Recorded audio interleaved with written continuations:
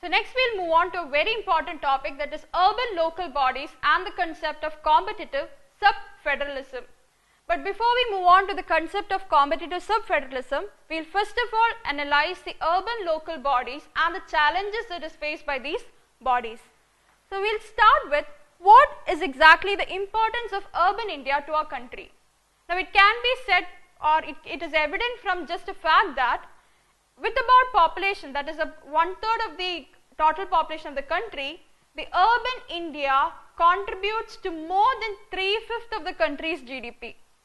So eventually you can say that the urban India has turned out to become the engines of growth for the country.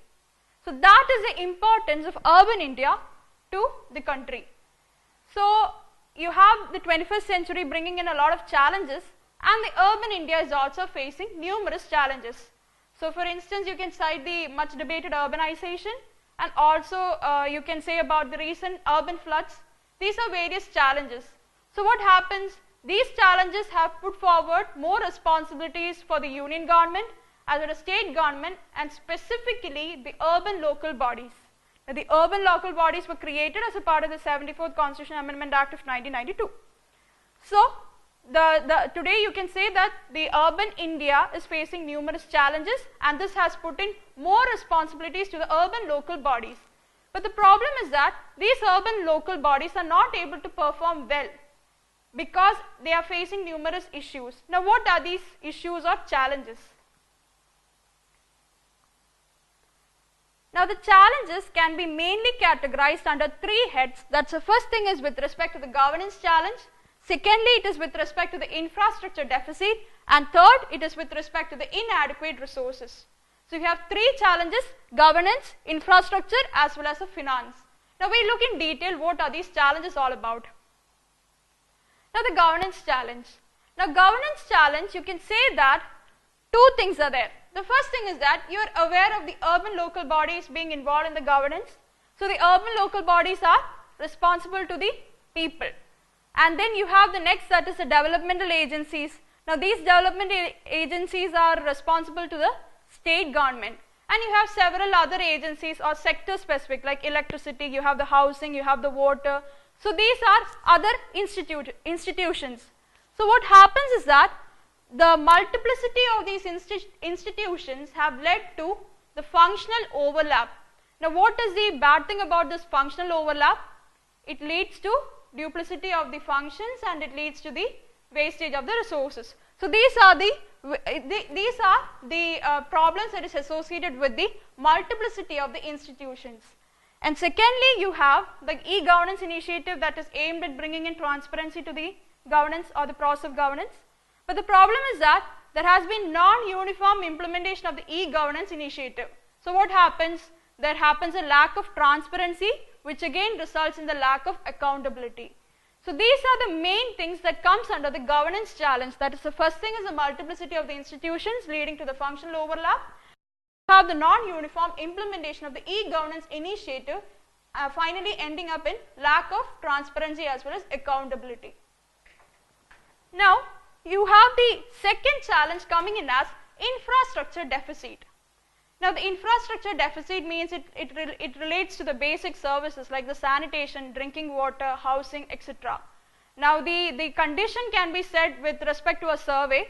A survey was conducted that rated the global cities with respect to the infrastructure or the basic infrastructure, and even the developed cities like that, the Delhi as well as Mumbai, found its position only in the 47th as well as 50th rank.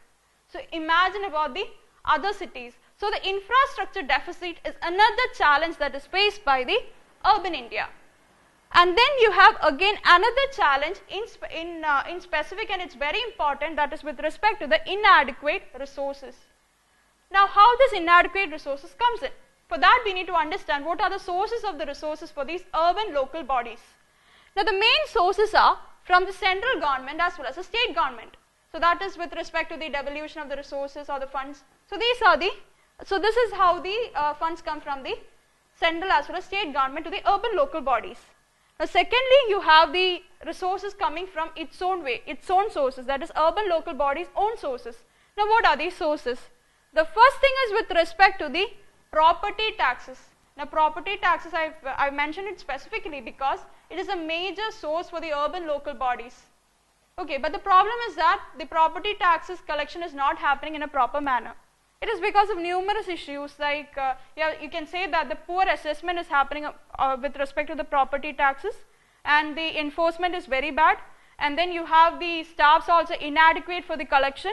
So these have all resulted in a poor collection of the property taxes. Okay. Second, you have the user charges. User charges is yet another resource or the source for the urban local bodies, but the problem is that the user charges is so low, it has to the extent that it is unable to cover, the urban local bodies are unable to cover their basic operational as well as maintenance charges. So that is with respect to the user charges. And then you have another important source, that is municipal bonds. But if someone has to, that is the bonds that is issued by the municipal or the urban cities. But the problem is that if someone has to buy such a bond, they have to have some kind of a trust or a confidence in that particular institution. But the poor governance and the lack of transparency has discouraged the success of the municipal bonds. So these have resulted in the end, you can say that the urban local bodies have inadequate resources. Okay? Then, so you can say that the main challenges that is faced by these urban local bodies are governance challenge, and then you have the infrastructure deficit as well as the inadequate finance. So what is the way to address these kind of challenges? Now that is where the concept of competitive sub-federalism comes in. This has also been specifically mentioned in the economic survey. So what is this competitive sub-federalism all about? Yeah, so that is about introducing the competition in the urban local bodies. That is what is the sub meaning about. When you say that it's competitive federalism, it means the introduction of the competition at the federal state or at the federal stage, that is with respect to the states. And your sub-federalism means extending that concept to the urban or the local government. So that is with respect to the competitive sub-federalism.